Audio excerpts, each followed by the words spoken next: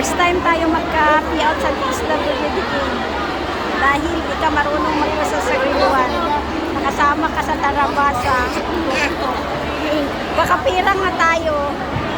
Pero, ngayon, sa susunod entry ka na, ayaw ko nang sasama ka sa Tarabasa dahil turuan na kita talagang paano magbasa. Diba?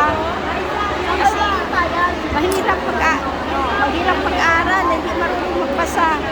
Kaya, kahit busy si mama, pag-unan na kita ng time para makabasa ka. Sa ngayon, kailangan natin ng pera. Pero sa susunod, gusto ko talaga makabasa ka na hindi ka na makasama sa Tarabasa. Diba?